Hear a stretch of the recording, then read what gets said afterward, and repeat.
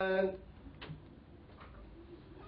action. Good morning, Africa. My name is Rory, also known as Chiamaka across Africa, and you tuned into Good Morning Africa, the biggest and brightest breakfast show on the continent. Today we're talking contract law, and to help us unpack this topic for this morning, we have our very own attorney here. We call him the in-house attorney. His name is Lesedi. Hello. Hi, Miss Chiamaka. Did I say that right? Chiamaka. Chiamaka, you said it very well. How are you doing, sir? Good, and yourself? Great to have you in studio once again. Yes. Our legal advisor, if we could put it like that. Term me whatever you want to term me, as long as I'm actually, giving out the proper advice in accordance to what the law actually says. Let's listen to that. So we've got the right guy for the job for this morning. We're talking contract law. Exactly what is contract law about? Well, contract law is basically the law which regulates agreements which take place between people. Mm-hmm. Okay? So, an agreement and/or a contract is basically, agreement between parties. A contract is an agreement between parties with the intention of creating rights and obligations which each party entering into an agreement must adhere to and/or comply with, which are very binding. Oh, okay. So yeah, just shortly put, that's basically what a contract is. All right. Yes. So what type of different contracts do we get? Are there different types of contract, or are contracts standard? It depends on if I'm understanding your question correctly, but in any event, let me answer it the way I'm understanding how you answered the question. There are several types of contracts. I mean, forms of written contracts, there are plenty. You can mention them, the surety agreements, lease agreements, that would be a written agreement. But if you are meaning different types of agreements, there will be three. There's a written agreement, okay, which is, pen on paper sort of agreement, which is right there for everybody to see. Then there will be an oral agreement. An oral agreement is basically just an agreement where parties don't necessarily put down the terms of the agreement, they just agree the terms verbally.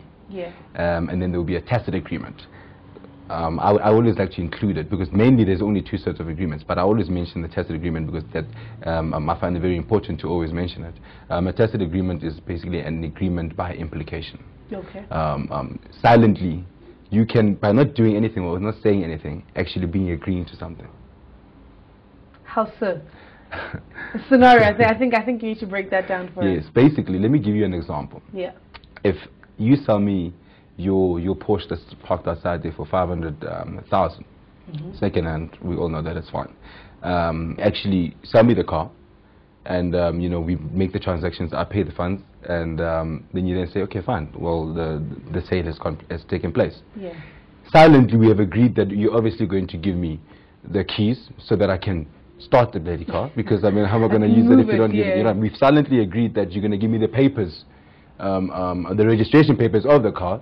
Yeah. There's certain things that come with that. Silently, we haven't mentioned exactly how it's going to take place, but I mean, it becomes common course. So that is also a tacit agreement. Okay, cool. Yeah. Which is also this is very an example of important. a tacit agreement, yeah. But they take place in many forms. Okay, cool. Yes. What are the legalities of getting into business in terms of contracts and getting that sorted? So what are the most important things one should, enter with or taking into mind before getting into any sort of business contract with anyone? Well, basically, I mean, once you mention business, we're talking money. It's a given. Yeah, it's a given. We're talking money. So one needs to be very careful, when entering into agreements which are business related. There are several there are several things which you need to make sure of. They make sure that they are present in a written agreement in order to secure the legal binding nature of a contract. Okay. Because an agreement, you must understand, just to put down on paper that so and so agree that this and this should happen at so and so time, that in itself is an agreement. I mean, it's on paper. That is fine.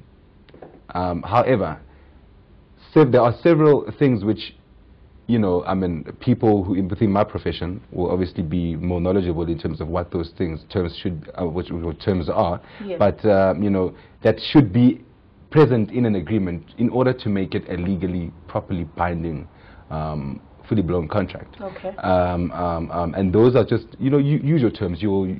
I can just mention breach. A contract which does not have a breach clause, is really almost not enforceable. Oh, wow. Well, it obviously is enforceable. I'm just saying it makes it harder. to enforce it.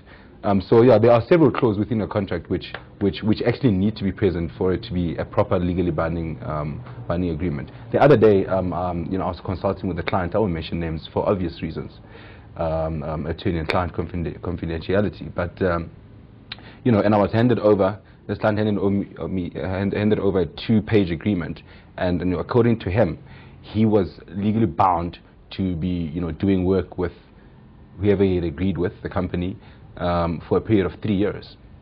And this person had been stuck, thinking that he's supposed to finish the 3-year period, before he can, because he was obviously not happy within the relationship, but because he thought he was bound by the agreement, he's got to, continue for the remainder of the 3 years. When I took a look at the contract, it was nothing but like a piece of paper that you could just, I don't know, if you were lacking 2-ply tissue, you could also use in the toilet. Really, there was no agreement whatsoever, besides the fact that there's something written and they've signed there and there.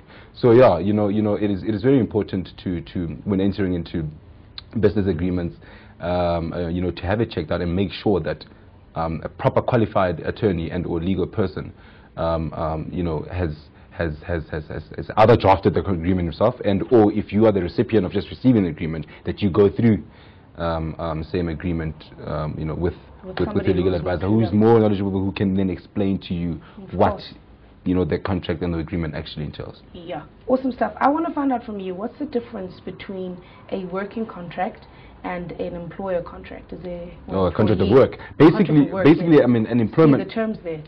As a contract of work. A contract of work is basically, it's not a long-term, agreement.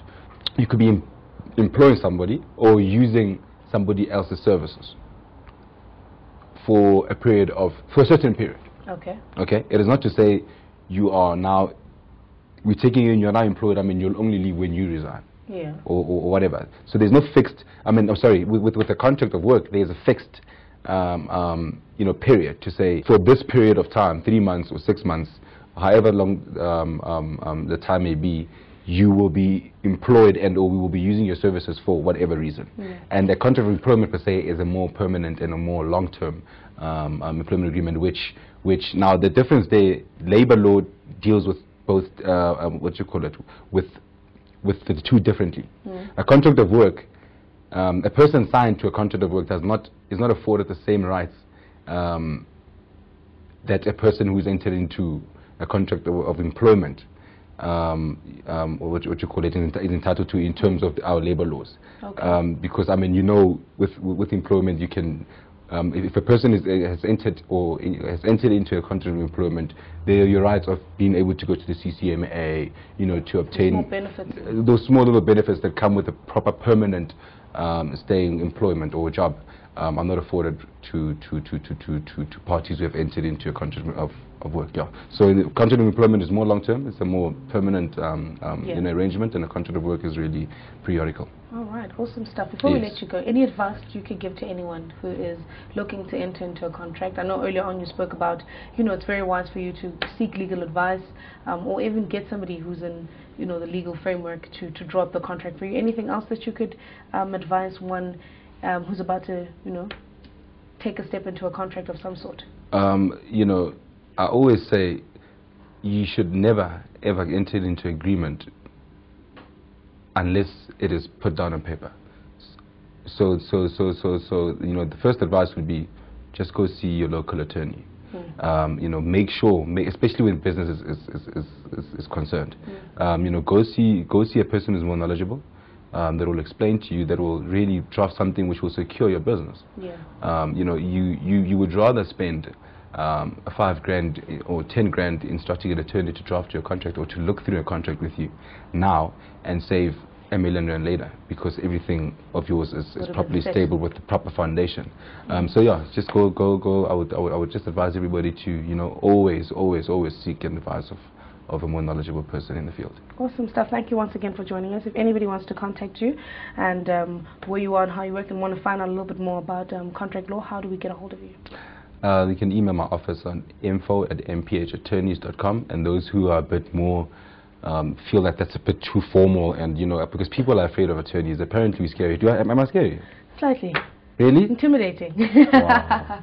I never, who would have thought? In any event, those who are a bit more sociable, you know, they can just catch me on Twitter at LessMPH, and we'll take it from there. We'll go back to the email in any event. In any event, just to break down over, there you have it, Lesedi, our in-house legal buffer, I'd like to call him, and there we have it. We're speaking about contract law and some of the things we need to take note of when coming to contracts in business or just any sort of contract that you may find yourself having to sign and bind yourself to. However, that's all the time that we have for today. It's unfortunate time for us to head on out, but we'll continue with the rest of the lineup with Chuma and Shayla. But for me, it's goodbye.